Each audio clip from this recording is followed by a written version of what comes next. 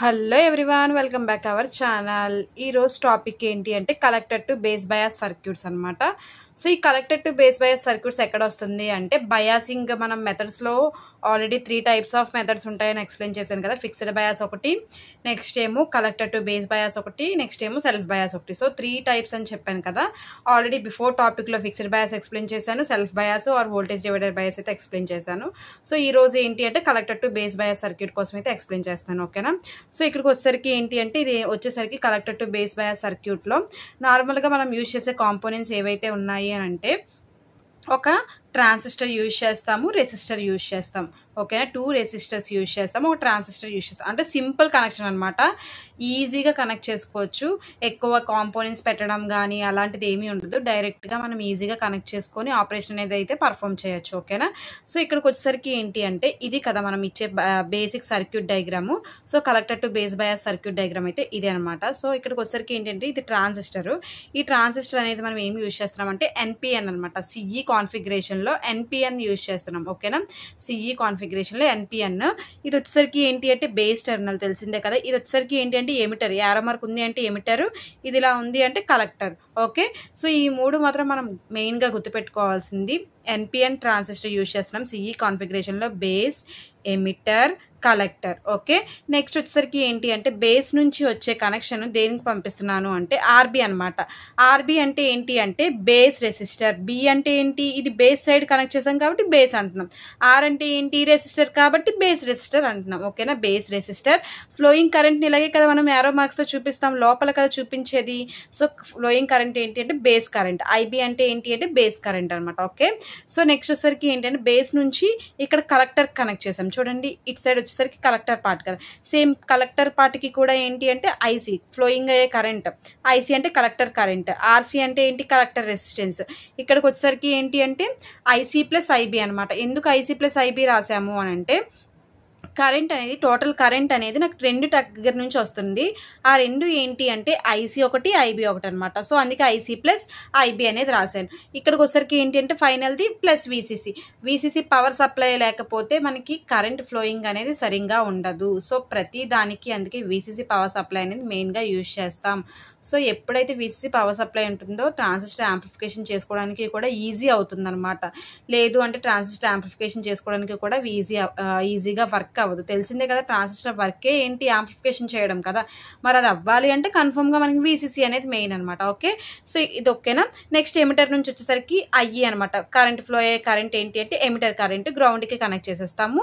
VB ఎందుకు ఇచ్చాను ఇక్కడ పాజిటివ్ నెగిటివ్ ఇచ్చాను చూడండి, టెర్మినల్స్ పాజిటివ్ నెగిటివ్. విబి అంటే ఏంటి అంటే బేస్ ఎమిటర్ వోల్టేజ్. ఎందుకు బేస్ ఎమిటర్ వోల్టేజ్ అన్నామంటే ఇక్కడ బేస్ నుంచి కనెక్ట్ చేసుకున్నాం, ఇక్కడ ఎమిటర్ నుంచి కనెక్ట్ అయ్యేది వచ్చేదే బేస్ ఎమిటర్ వోల్టేజ్ అనమాట.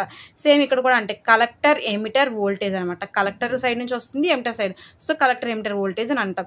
మరి ఇక్కడికి వచ్చేసరికి బేస్ కలెక్టర్ అయితే ఎలా రాస్తాము, డైరెక్ట్గా మనం రాయాలి అనుకుంటే దాన్ని ఎలా రాయొచ్చు, విసిబి, విసిబి అంతే. విసిబి అని ఎందుకు రాస్తాము అని అంటే ఇక్కడ నుంచి ఫ్లో అయ్యే కరెంట్ బేస్, ఇక్కడ నుంచి వచ్చేది కలెక్టరు. మరి 2 కూడా మనకి ఏమవ్వాలి, కలెక్టర్ బేస్ అవ్వాలి కదా. సో కలెక్టర్ బేస్ వోల్టేజ్ అనేది రాసుకుంటాం, ఓకే. అర్థమైనట్టు అనుకుంటున్నాను. నెక్స్ట్ వచ్చేసరికి ఏంటి అంటే కలెక్టర్ టు బేస్ బయాస్ సర్క్యూట్లో ఆల్రెడీ మనం సర్క్యూట్ డయాగ్రామ్ చూసాం కదా. దీని యొక్క మ్యాటర్ చూద్దాం. మ్యాటర్ చూస్తే మీకు అర్థమవుతుంది. Same in this method one end of RB is connected to the base and other end is connected to the collector. అంటే ఏంటి అంటే ఈ పాయింట్ మనం ఏం చెప్పుకున్నాము అంటే ఒక ఎండ్, నార్మల్గా మనకి 3 ఎండ్స్ ఉన్నాయి మీరు చూసినట్టయితే, బేస్ ఒకటి, ఎమిటర్ ఒకటి, కలెక్టర్ ఒకటి. కానీ మనం ఎమిటర్ ఎందుకు చెప్పలేదు అని అంటే ఎమిటర్ అనేది గ్రౌండ్కి కనెక్ట్ చేసేసాం కాబట్టి ఇంకా మనకి దాంతో పని లేదు. గ్రౌండ్ అనేది కూడా ఎందుకు కనెక్ట్ చేసుకుంటాము, హై కరెంట్ మనకి ఏంటి ఎక్కువ కరెంట్ ఏదైనా వచ్చినా సరే మనం గ్రౌండ్కే కదా పంపిస్తాం, అందుకే గ్రౌండ్కి కనెక్ట్ చేయాలి. మరి నేను బేసిక్ ఏంటి నాకు కనెక్ట్ చేసుకునేది, ట్రాన్సిస్టర్కి బేసిక్ వాల్యూ నేను ఏం కనెక్ట్ చేశాను, ఆర్బీ ఆర్సీ కదా కనెక్ట్ చేశాను రెసిస్టర్స్. సో అందుకే నేను 2 అంటున్నాను. ఒకదానికి అంటే ఒక ట్రాన్సిస్టర్ బేస్ సైడ్ వచ్చేసరికి నేను కనెక్ట్ చేసేది ఆర్బీని కనెక్ట్ చేశాను, కలెక్టర్ సైడ్ వచ్చేసరికి ఏంటి అంటే ఆర్సీని కనెక్ట్ చేశాను. అందుకే 2 ఎండ్స్ అన్నాను. 1 end is connected to the RB, another end is connected to the RC అనమాట. సో 2 ends ఈస్ కనెక్టెడ్ అనేది చెప్పాను. నెక్స్ట్ పాయింట్ చూసినట్టయితే it is clear that VCB forward bias BE junction. BE అంటే ఏంటి అంటే base emitter junction and base current IB flows through RB అనమాట. So ఇక్కడ మనం క్లియర్గా చూసినట్టయితే VCB అనమాట, అంటే కలెక్టర్ బేస్ వోల్టేజ్, అంటే ఇది ఈ పార్ట్ ఉంది కదా, ఈ కలెక్టర్ బేస్ వోల్టేజ్ అనేది ఏంటి అంటే ఫార్వర్డ్ బయాస్లో మనకి జరుగుతుంది అనమాట. ఈ కలెక్టర్ బేస్ అనేది ఫార్వర్డ్ బయాస్లో జరుగుతుంది. The base emitter junction and base current IB flows through the RB. So ఈ బేస్ ఎమిటర్ జంక్షన్ అనేది ఇలా ఇక్కడ ఈ మనం కనెక్ట్ చేసుకున్నాం. సో ఇక్కడ ఏంటి అంటే బేస్ కరెంట్ అంటే ఇది కదా, సో ఈ బేస్ కరెంట్ అనేది ఇది కదా మనకి బేస్ కరెంట్ IB. సో ఈ IB అనేది ఏంటి అంటే base current IB flows through the RB ద్వారా మనకి ఫ్లో అవుతుంది అనమాట. మనం ఏదైతే రెసిస్టర్ ఉందో ఆ రెసిస్టర్ బేస్ అనేది ఇచ్చామో దాని నుంచి మనకి IB అనేది ఫ్లో అవుతుంది. ఓకేనా. నెక్స్ట్ మనకు అందరికీ తెలిసిందే, this causes the zero signal collector current to flow in the circuit. ఈ కలెక్టర్ కరెంట్ సర్క్యూట్లో మనకి మెయిన్గా ఏం జరుగుతుంది అని అంటే ఇక్కడ జీరో సిగ్నల్ అనేది ఫ్లో అవుతుంది అనమాట. అంటే సిగ్నల్ ఏమీ కూడా మనకి రాదు, ఫస్ట్ స్టార్టింగ్లో ఎలాంటి సిగ్నల్ అనేది స్టార్ట్ అవ్వదు. సో ఇప్పుడు నెక్స్ట్ కంటిన్యూషన్ ఏంటి అంటే by applying KVL to the input side of the circuit. అంటే ఇప్పుడు మీరు ఏదైతే ఒక సర్క్యూట్ డయాగ్రామ్ చూసారో ఆ సర్క్యూట్ డయాగ్రామ్కి మనం KVL అనేది అప్లై చేయాలి. అది కూడా ఎటు సైడ్ అప్లై చేయాలి, ఇన్పుట్ టు అవుట్పుట్, 2 సైడ్స్ కదా మనకి, 2 అవుట్పుట్, ఒకటి ఇన్పుట్ పార్ట్ ఉంటుంది, ఒకటి అవుట్పుట్ పార్ట్ ఉంటుంది. సో మనం కనుక్కోవాల్సింది KVL అనేది కిర్చాఫ్ వోల్టేజ్ లా. KVL అంటే కిర్చాఫ్ వోల్టేజ్ లా. మనం ఆ KVL అనేది ఏంటి అంటే ఇన్పుట్ సైడ్ అనేది మనం కనెక్ట్ చేస్తాం. సో దానికంటే ముందు మనం ఏం చేయాలి, సర్క్యూట్ డయాగ్రామ్ చూడాలి. సర్క్యూట్ డయాగ్రామ్ చూసినట్టయితే మనకి KVL అనేది ఎలా అప్లై చేయాలనేది తెలుస్తుంది. సో దీనికి మనం KVL అప్లై చేయాలి. ఎలా KVL అప్లై చేస్తాము అని అంటే ఇక్కడ మనం మెయిన్గా మనం కనుక్కోమనేది ఏంటి, RB ఇచ్చాడు, RC ఇచ్చాడు, అంటే బేస్ కరెంట్ కదా, మనం బేస్ కరెంట్, బేస్ కరెంట్ ఒకటి, కలెక్టర్ కరెంట్ ఒకటి. సో ఇవి మనం మెయిన్గా తెలుసుకోవాలి కదా. సో మనకి ఇదే కదా మెయిన్ పార్ట్. సో ఈ మెయిన్ పార్ట్కి మనం ఏంటి అంటే కనెక్షన్ అనేది ఇవ్వాలి. ఎలా కనెక్షన్ ఇస్తారు అని అంటే దీనికి KVL ఎలా అప్లై చేస్తారు అంటే ఈ మెథడ్ అనమాట. ఇప్పుడు మీరు యూజ్ చేసేది ఇలా ఉంది కదా, ఇలాగా మనకి ఇక్కడ నుంచి ఫ్లోయింగ్ అనేది జరుగుతుంది. అర్థమైందా. సో ఇప్పుడు ఎలా రాస్తాము KVL apply, VCC equals to IC plus IB బ్రాకెట్స్లో రాస్తారు. VCC ఈక్వల్స్ టు బ్రాకెట్లో IC plus IB brackets close RC. ఇక్కడ మళ్ళీ రావాల్సింది ఏంటి, ప్లస్ IBRB. ఓకేనా. ఫస్ట్ ఆఫ్ ఆల్ మనకు తెలియాల్సింది ఏంటి అని అంటే plus IBRB plus VB. Plus అంటే ఇక్కడ మనం ప్లస్ యూజ్ చేస్తున్నాం కాబట్టి ప్లస్ VB, ఈ పార్ట్ అనమాట. ఇలా రాస్తాం. అర్థమైందా. ఫస్ట్ మనం రాయాల్సింది KVL ఎలా రాస్తాం, VCC is equals to IC plus IB brackets close RC plus IBRB plus VB అనేది KVL అప్లై చేస్తామన్నమాట. సో ఇది అప్లై చేసినట్టయితే మనకి KVL అప్లై చేయగానే మనకి దీని యొక్క ఆన్సర్ అనేది ఫాస్ట్గా వచ్చేస్తుంది. సో చూసారా, అదే అప్లై చేశాను చెప్పినట్టే. VCC is equals to IC plus IB RC plus IBRB plus VB. ఇది ఫస్ట్ ఈక్వేషన్ అనుకున్నాను. ఓకేనా. సో ఇప్పుడు నేను దీన్ని ఏం చేస్తున్నాను అంటే ఈ RC అనేది దీంతో మల్టిప్లై చేయొచ్చు కదా. VCC is equals to ICRC plus IBRC plus IBRB plus VB అనేది రాశాను. ఓకేనా. ఇక్కడ మెయిన్ పాయింట్ మనం తెలుసుకోవాల్సింది ఏంటి అంటే when IB less than IC అనమాట. IB less than IC. So then IBRC is negligible. IB less than IC అని అన్నాం కాబట్టి ఇక్కడ నాకు ఏమవుతుంది, IBRC అనేది నెగ్లిజిబుల్ అయిపోతుంది. మరి IB అనగానే ఈ IBRCఏ తీసుకుంటున్నారు, ఎందుకు IBRB తీసుకోవట్లేదు అని అంటే నాకు ఇప్పుడు కావాల్సింది ఏంటి అంటే బేస్ రెసిస్టర్ అనమాట. సో బేస్ రెసిస్టర్ వాల్యూ కావాలి. సో ఇక్కడ RC వాల్యూ అనేది IB లెస్ దెన్ IC అని అన్నారు కాబట్టి మరి IB వాల్యూ నుంచి వచ్చే IB వాల్యూ, IC నుంచి వచ్చే RC వాల్యూ రెండు కూడా నెగ్లిజిబుల్ అనేది జరిగిపోతుంది. సో అప్పుడు నాకు ఏం రాసుకోవాలి, నాకు ఫార్ములా, ఈ ఫార్ములాని ఈ ఫార్ములాలోపు రాసుకోవాలన్నమాట. అంటే ఇక్కడ నాకు కావాల్సింది ఏంటి, ఈ IBRBలో RB కావాలి. ఇక్కడ ఏం చేస్తాను, ఈ పార్ట్ ఏదైతే IBRC ఉందో దీన్ని నెగ్లిజిబుల్ చేశాను. ఓకేనా. అంటే ఇది 0. సో ఈ పార్ట్ అనేది పక్కకు తీసేసి మిగతా పార్ట్ని మాత్రమే మీరు కంపేర్ చేసి చూడండి. ఇప్పుడు ఏంటి, RB కావాలి కాబట్టి RB is equals to voltages అన్నీ కూడా ఒక దగ్గర తెచ్చుకుంటాం. VCC మైనస్ VB అనేది ఇటు వచ్చేస్తుంది, మైనస్ ఈ ICRC అనేది అటు వెళ్ళిపోతుంది, మైనస్ ICRC. ఇందులో RB ఆల్రెడీ తీసుకున్నాం కాబట్టి ఇంకా మిగిలిపోయింది ఏంటి, IB. సో IB అనేది రాసుకుంటారు. ఓకేనా. సో రాసిన తర్వాత ఇప్పుడు ఏంటి అంటే నాకు IC ప్లేస్లో ఒక ఫార్ములా ఫార్ములాని చేసుకుంటాం. మనకు తెలిసిందే IC is equals to beta IB అని. సో ఈ ఫార్ములా అనేది ఐసీ ప్లేస్లో రీప్లేస్ చేస్తామన్నమాట. అప్పుడు ఎలా రాస్తాం? RB is equals to VCC minus VBE minus beta IB RC అనమాట. ఐసీ అంటే ఏంటి రాశాను? బీటా ఐబీ కాబట్టి బీటా ఐబీ అనేది రాసుకున్నాను, ఆర్సీ బై ఐబీ అనమాట. ఓకేనా? సో నాకు ఆర్బీ వాల్యూ ఈ ఫార్ములాలో వచ్చింది, VCC minus VBE minus beta IB RC by IB అనమాట. ఇప్పుడు మనకు కావాల్సింది ఏంటంటే స్టెబిలిటీ ఫ్యాక్టర్. తెలిసిందే కదా, ప్రతిదానికి కూడా స్టెబిలిటీ ఫ్యాక్టర్ రాస్తాం. సో నేను స్టెబిలిటీ ఫ్యాక్టర్కి ఏం చేస్తానంటే రైట్ ది ఈక్వేషన్ 1 అని చెప్పాను. ఎందుకు రైట్ ది ఈక్వేషన్ 1 అంటే స్టెబిలిటీ ఫ్యాక్టర్ కనుక్కోవాలి అని అంటే మాత్రం ఈక్వేషన్ 1 అని యూజ్ చేసి రాయగలుగుతాం కాబట్టి ఈ ఈక్వేషన్ 1 అనేది ఇక్కడ రాసుకోవాలి. సో అదే రాశాను ఈక్వేషన్. చూడండి, సర్క్యూట్లో మనకు వచ్చింది VCC is equals to IC plus IB RC plus IB RB plus VB అనమాట. ఓకేనా? సో ఇక్కడ ఏంటి?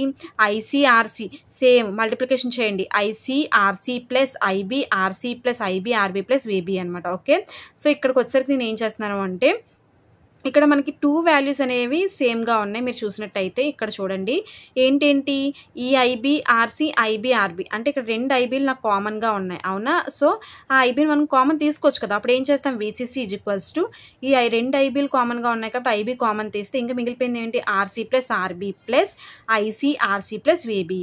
ఓకేనా? ఇలా రాసుకుంటాం.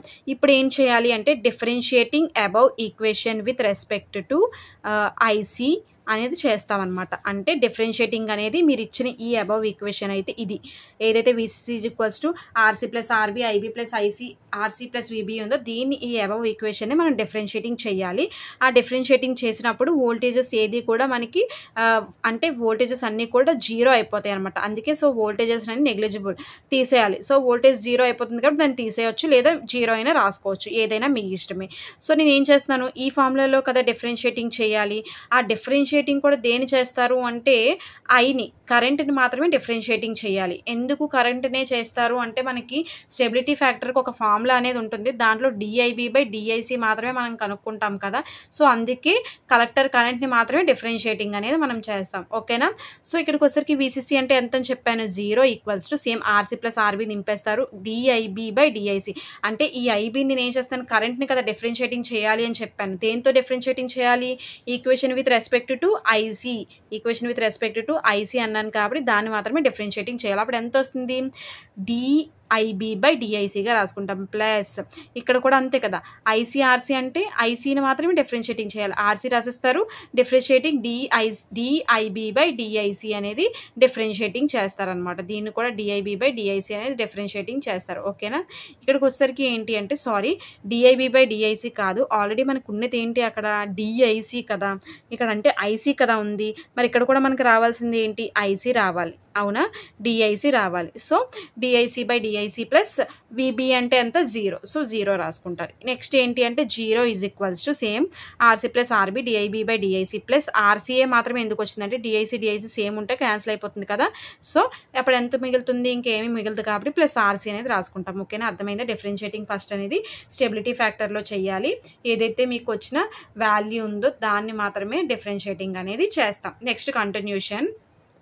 సో మనకి 0 is equals to RC plus RB DIB by DIC plus RC వచ్చింది కదా. సో దాన్ని నేను ఇలా రాసుకోవాలి. ఎలా రాస్తాను? ఇక్కడ మనం చూసినట్టయితే ఇక్కడ ఏదైతే ఆర్సీ ఉందో ఈ ఆర్సీని ఇటు పంపించేస్తాం అనమాట. అప్పుడు ఏమవుతుంది? Minus RC equals to minus RC is equals to ఇంకా ఏముంది? RC plus RB DIB by DIC. ఏదైతే ఈ ఆర్సీ ఉందో దాన్ని ఇటు పంపించేస్తే minus RC equals to RC plus RB DIB by DIC అనే ఈక్వేషన్ వస్తుంది. అవునా? సో ఆ ఈక్వేషన్ రాసిన తర్వాత ఇప్పుడు మనం ఫైండ్ అవుట్ ఏం చేయాల్సింది ఏంటి? స్టెబిలిటీ ఫ్యాక్టర్లో డిఐబి బై డిఐసి కదా. So DIB by DIC, DIB by DIC కాబట్టి డిఐబి బై డిఐసి తెచ్చేస్తాము ఈక్వల్స్ టు దీన్ని ఇది ఇటు వెళ్ళిపోయిందంటే ఏమవుతుంది? మనకి బై అయిపోతుంది కదా. So minus RC by RB plus RC అనేది అవుతుంది. అది సెకండ్ ఈక్వేషన్ అనుకున్నాను. సో ఇప్పుడు ఏం చేయాలి అంటే స్టెబిలిటీ ఫ్యాక్టర్ ఫార్ములా రాయాలి. ఏం చెప్పాను? Stability factor formula S is equals to beta plus 1 minus beta DIB by DIC అనమాట. ఇది స్టెబిలిటీ ఫ్యాక్టర్ ఫార్ములా. ఇప్పుడు ఏం చేయాలంటే సబ్స్టిట్యూట్ ఈక్వేషన్ 2 ఏదైతే ఇది ఉందో ఈ ఫార్ములాలో ఈక్వేషన్ ఈక్వేషన్ 2ని సబ్స్టిట్యూట్ చేయాలన్నమాట. ఏదైతే మనకు స్టెబిలిటీ ఫ్యాక్టర్ ఫార్ములా ఉందో ఆ ఫార్ములాలో ఈక్వేషన్ 2ని సబ్స్టిట్యూట్ చేయాలి. చేయండి. అప్పుడు ఏమొస్తుంది? S = beta plus 1. ఎందుకు 1 plus beta RC RB plus RC వచ్చింది అని అంటే, ఇక్కడ చూడండి బీటా ప్లస్ 1 సేమ్ దింపేశారు కదా, 1 మైనస్ బీటా ఓకే, బీటా ఉంచండి. అలాగే DIB/DIC అంటే ఏంటి? మైనస్ RC/RB ప్లస్ RC అని. అంటే ఆల్రెడీ ఇక్కడ ఫార్ములాలో మైనస్ ఉంది, ఇక్కడ మైనస్ ఉంది. అప్పుడు ఏమవ్వాలి? నాకు ప్లస్ అయిపోవాలి. అందుకే ప్లస్ అయిపోయింది. ఆల్రెడీ బీటా దింపేస్తారు. ఓకేనా? బీటా RC/RB ప్లస్ RC అనేది రాస్తారు. అంటే స్టెబిలిటీ ఫ్యాక్టర్ ఫార్ములా అనేది నాకు ఇలా వస్తుంది. సో ఇక్కడ మనం రాసినట్టయితే above equation shows that S less than beta plus 1 the stability factor of this circuit is better than that of fixed bias circuit. అంటే మిగతా వాటి మీద కంపేర్ చేసుకుంటే, అంటే ఫిక్స్డ్ బయాస్ సర్క్యూట్ మీద దాని మీద కంపేర్ చేసుకుంటే ఇది కూడా మనకి మంచి అవుట్పుట్టే వస్తుంది కాబట్టి ప్రాబ్లం అయితే ఏమీ లేదు. ఓకేనా? మెయిన్ అడ్వాంటేజెస్ చూద్దాం. అడ్వాంటేజెస్కి వచ్చేసరికి ఏంటి అంటే, it is a simple method. ఎందుకు సింపుల్ మెథడ్ అంటే, it requires only 2 resistors RB and RC. Main ఏంటి అంటే చాలా సింపుల్. ఎందుకు అంటే దీంట్లో మనం ఏంటి రెసిస్టర్స్ మాత్రమే యూజ్ చేస్తాం. ఆ రెసిస్టర్స్ కూడా రెండే, ఏంటి అంటే బేస్ రెసిస్టర్ ఒకటి, కలెక్టర్ రెసిస్టర్స్ ఒకటి. ఓకేనా? నెక్స్ట్ వచ్చేసరికి ఏంటంటే the circuit provide some stabilisation of the operating point. ఈ సర్క్యూట్ అనేది మనకి ఏం చేస్తుందంటే ఆపరేటింగ్ పాయింట్ దగ్గర స్టెబిలైజేషన్ని ప్రొవైడ్ చేస్తుంది అనమాట. ప్రాపర్ ఆపరేటింగ్ పాయింట్ జనరేట్ అవ్వడానికి బాగా యూజ్ అవుతుంది. డిసడ్వాంటేజెస్కి వచ్చేసరికి ఏంటి అంటే stabilisation is not good because stability factor high. ఎందుకు స్టెబిలైజేషన్ అనేది గుడ్ కాదు అని అంటే, నాకు ఏమవుతుందంటే స్టెబిలిటీ ఫ్యాక్టర్ చాలా ఎక్కువ వచ్చేసింది అనమాట. సో ఎక్కువ రావడం వల్ల నాకు ఏమవుతుంది అని అంటే స్టెబిలైజేషన్ అనేది ప్రాపర్గా ఉండదు. నెక్స్ట్ డిసడ్వాంటేజెస్ ఏంటి అంటే RC is large, high VCC is necessary. VCC అనేది ఉండాలి కదా, VCC లేకపోతే మీకు నేను చెప్పాను ట్రాన్సిస్టర్ యాంప్లిఫికేషన్ చేయలేదని. సో కన్ఫామ్గా VCC ఉండాలి. కరెంట్ కరెక్ట్గా ప్రాపర్గా ఫ్లో అవ్వాలి అయినా సరే VCC ఉండాలి. అది లేకపోతే కష్టం. RC అనేది కూడా లార్జ్ అనమాట. మెయిన్ ఏంటి అంటే మీరు సర్క్యూట్ కరెక్ట్గా డ్రా చేసినట్టయితే మ్యాటర్ అనేది ఈజీగా రాయొచ్చు. అర్థం చేసుకుంటే దానికంటే ఈజీ అనేది ఏది ఉండదు. కానీ అందరికీ కన్ఫ్యూజ్ అయ్యేది ఏంటంటే డయాగ్రామ్స్. ఆ కన్ఫ్యూజ్ అవ్వకుండా మెయిన్గా మీరు ఆలోచించండి. ప్రతి దాంట్లో కూడా డయాగ్రామ్స్ అన్నీ ఒకే రిలేటెడ్గా ఉంటాయి. మీరు ఫస్ట్ యూనిట్ చూసినట్టయితే half wave, full wave, centre type full wave, bridge rectifier, ఇవన్నీ ఒకే టాపిక్స్ కదా, అన్నిటికీ ఒకే డయాగ్రామ్స్ కదా, డిఫరెన్స్ ఏం లేదు కదా, చిన్నదే మారింది అంతే. అలాగా మీరు ఏంటంటే కొంచెం ప్రాక్టీస్ అనేది చేస్తే డయాగ్రామ్స్ అనేవి ప్రాపర్గా వస్తాయి. ఓకేనా? ఈ వీడియో నచ్చినట్టయితే లైక్ చేయండి, షేర్ చేయండి, కామెంట్ చేయండి, సబ్స్క్రైబ్ చేయండి.